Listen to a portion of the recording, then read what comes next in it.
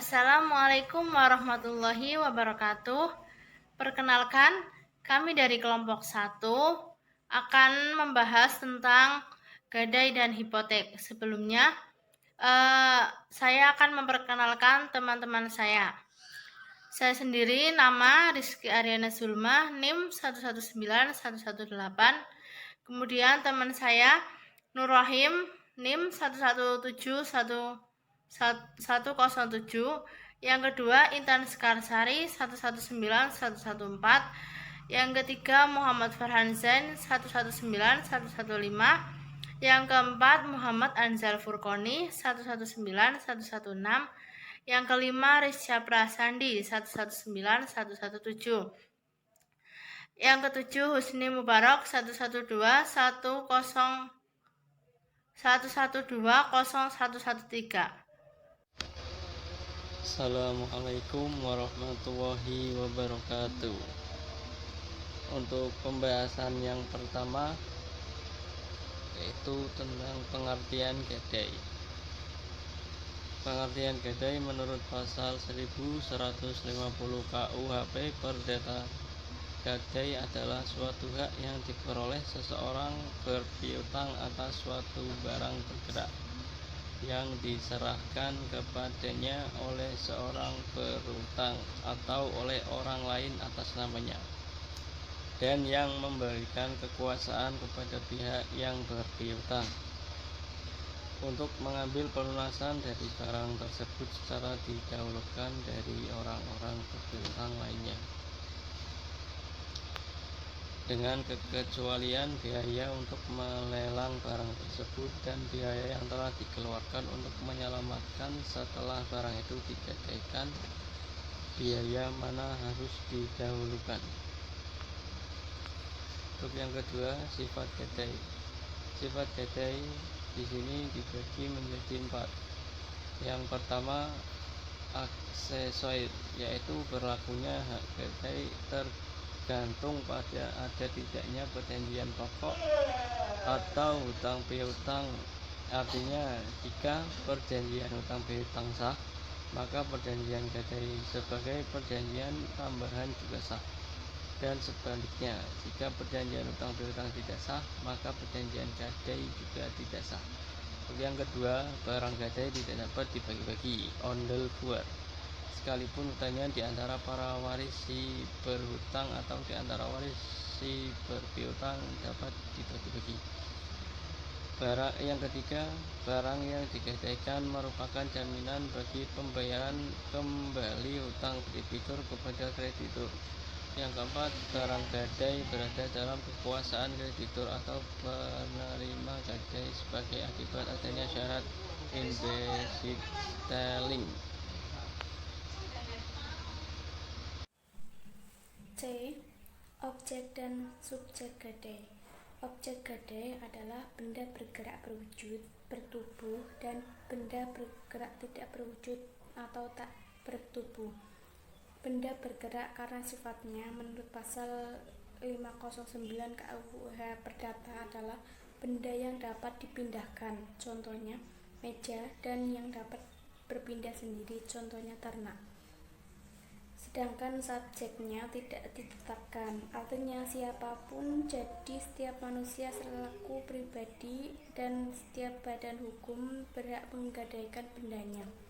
Yang penting merupakan orang atau hak yang cakap bertindak, atau orang yang berhak berbuat bebas terhadap suatu benda. D. Syarat sah gadai. 1. Harus ada perjanjian gadai.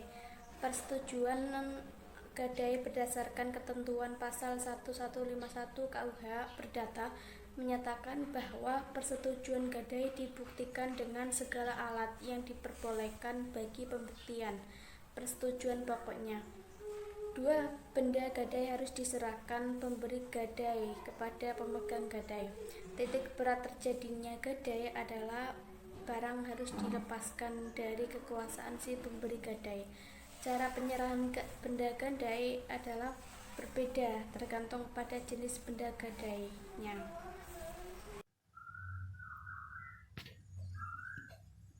Hak dan kewajiban memberi dan penerima. Hak memberi gadai jika hasil penjualan barang gadai setelah diperhitungkan untuk pelunasan hutang debitur termasuk bunga dan biaya-biaya lain masih berlebihan, maka debitur berhak menerima kelebihan dari hasil penjualan barang gadai tersebut. Apabila barang gadai yang diserahkan debitur kepada kreditur menghasilkan pendapatan sehingga dapat dipergunakan untuk mengurangi hutang debitur, maka dimungkinkan debitur yang bersangkutan meminta diperhitungkan ke dalam pembayaran hutangnya. 2. Kewajiban memberi gadai. Pemberi gadai wajib menyerahkan fisik benda yang digadaikan kepada penerima gadai atau syarat in-besitzstelling. B. Debitur wajib memberikan kelengkapan dokumen atau jika ada sebagai bukti kepemilikan benda gadai. C. Pemberi gadai wajib mengganti setelah biaya yang berguna dan diperlakukan yang telah dikeluarkan oleh kreditur penerima gadai guna keselamatan barang gadai atau pasal 1157 ayat 2 KUH Perdata.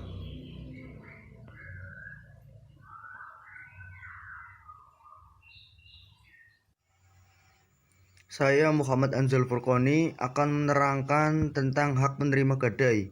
Yang pertama, seorang kreditur dapat melakukan parat executi eigenmächtig verkauf, yaitu menjual atas kuasaan sendiri benda-benda debitur dalam hal debitur lalai atau wansprestasi. Yang kedua, kreditur berhak menjual benda bergerak melalui perantaraan hakim dan disebut real executi. Yang ketiga, sesuai dengan bunyi pasal 1157 ayat 2 KUHP Perdata, kreditur berhak mendapatkan penggantian dari debitur semua biaya yang 39 bermanfaat yang telah dikeluarkan kreditur untuk keselamatan benda gadai. Yang keempat, pasal 1158 KUHP Perdata menyatakan jika suatu piutang digadaikan dan piutang itu menghasilkan bunga, maka kreditur berhak memperhitungkan bunga piutang tersebut untuk dibayarkan kepadanya. Yang kelima, kreditur mempunyai hak retentif, yaitu hak kreditur untuk menahan benda debitur sampai debitur membayar sepenuhnya hutang pokok ditambah bunga dan biaya-biaya lainnya yang telah dikeluarkan oleh kreditur untuk menjaga keselamatan benda gadai. Mungkin cukup sekian dari saya. Selanjutnya yaitu hipotek. Dari pengertian hipotek yaitu hipotek atau mortgage adalah instrumen utang berupa kredit berjangka panjang yang dilakukan dengan memberikan hak tanggungan properti dari peminjam kepada pemberi peminjam sebagai jaminan terhadap kewajibannya. Selama periode tertentu, peminjam dapat membayar kembali pinjaman tersebut dengan cara mengangsur dengan bunga hingga lunas, hingga peminjam bisa memiliki properti sepenuhnya. B. Objek hipotek. 1. Benda-benda tak bergerak beserta segala kelengkapannya yang dapat dipindahkan tangankan. 2. Hak pakai atas suatu benda beserta segala kelengkapannya. 3. Hak numpang, karang, dan hak usaha. 4. Bunga tanah yang dibayar dengan uang maupun yang dibayar dengan hasil tanah. 5. Bunga seperti semula. 6. Pasar yang diakui oleh pemerintahan beserta hak-hak asli yang melekat padanya. C. Cara mengadakan hipotek.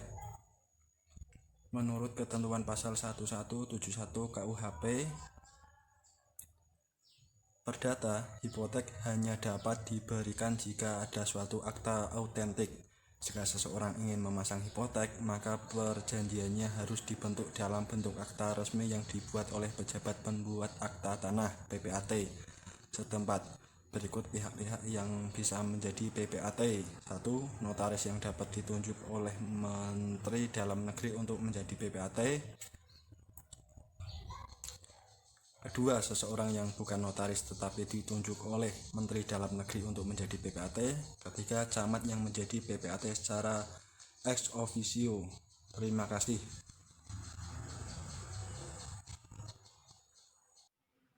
Sekian presentasi dari kelompok 1 tentang gadai dan hipotek.